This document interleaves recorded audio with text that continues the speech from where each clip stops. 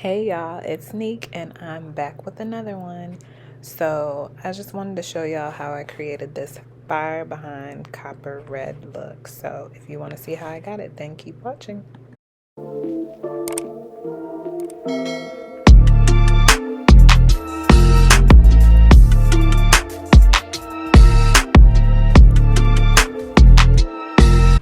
Okay, so I forgot to put the boxes of dye in front of the camera to show y'all what I'm using, but I used the L'Oreal HiColor, the L'Oreal HiColor dyes in the colors copper and red fire. I used one box of each, so I just did 2 boxes total, and I mixed both colors together and did it with 40 volume developer because I wanted the color to be as intense as possible. So this is just me mixing the colors together. I'll be sure to put the exact dyes that I used and everything down in the description box below too, so that you guys have that. I'm sorry, every time I decide to make a video, my cat decides he wants to play with loud toys, so excuse that if y'all hear it in the background.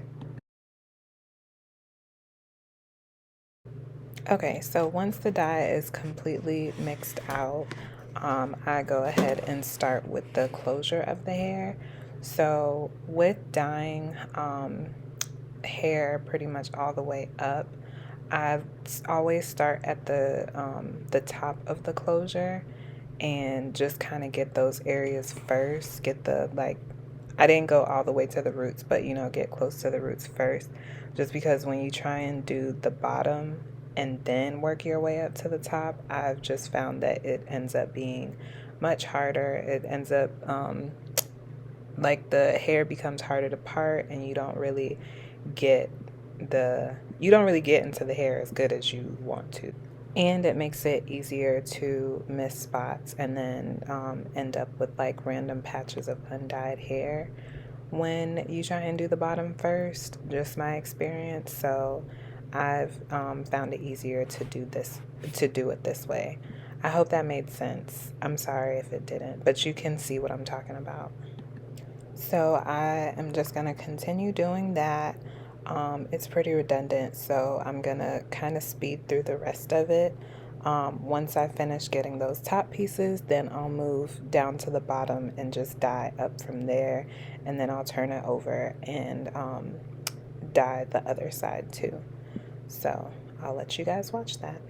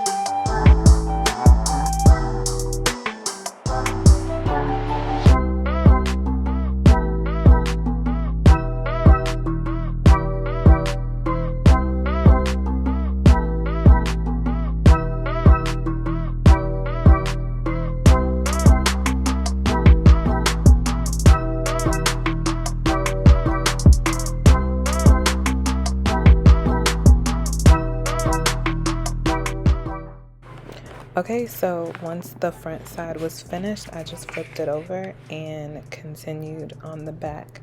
And of course the back is way easier. I just literally painted on. And you'll see throughout the process that I just continue to comb out the hair and then go over with dye just to make sure that I'm getting all the spots. So I will let you guys watch that, and then I'll come back when I start on the bundles.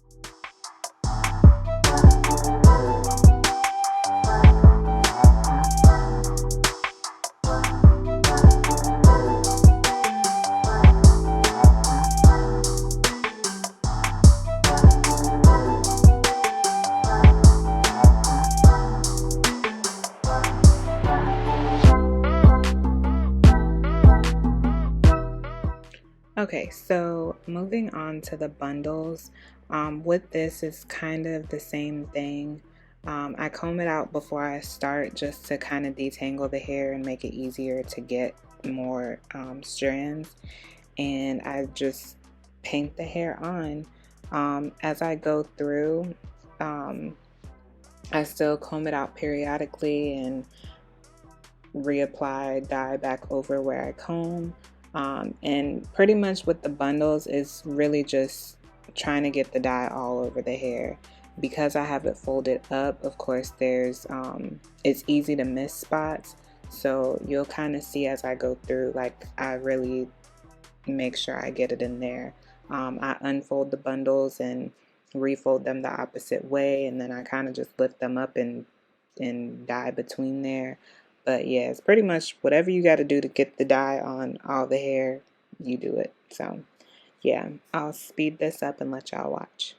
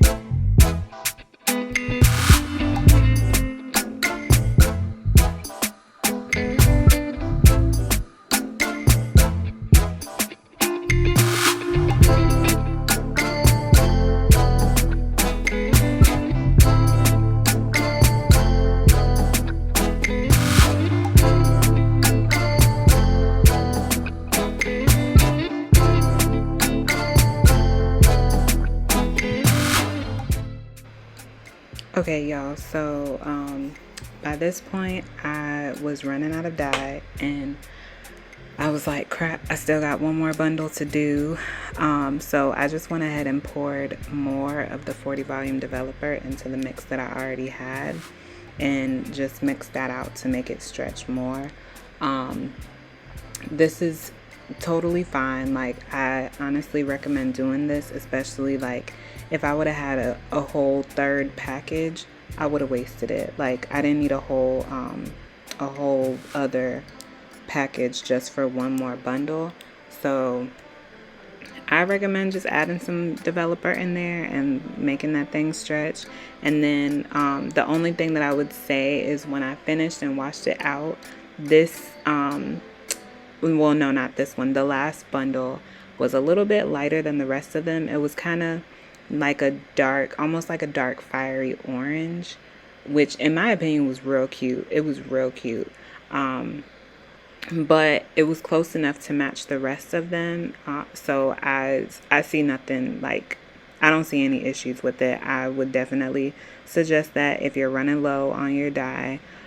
For this dye specifically though, I don't know about nothing else. Don't quote me on like no bleach or any of those other dyes. I haven't tried it with that, but with the L'Oreal HiColor, definitely it works to stretch the hair. So yeah, this is just me doing the last bundle, and I'll speed through that because it's pretty much everything that you guys just saw. So yeah.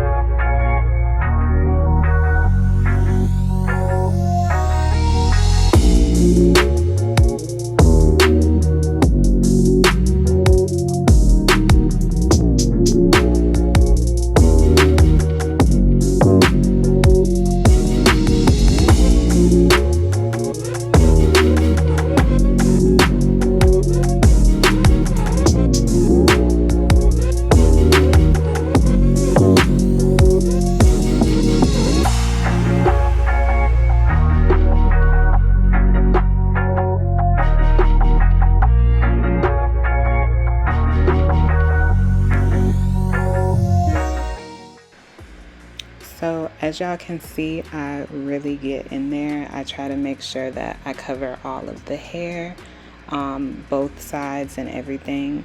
So once I finished with that, I let the hair sit for a few hours. I can't remember exactly how long I let it sit, but I know I let it sit for a few hours. This was the hair after it dried overnight. I'm sorry I forgot to film, but I did put some crimps in it, and this was how it came out. This is the final product. So if you liked it, please give this video a thumbs up. Let me know your thoughts. Let me know if you have any tips or anything, and thank you for watching. I'll see you guys on the next one. Peace out.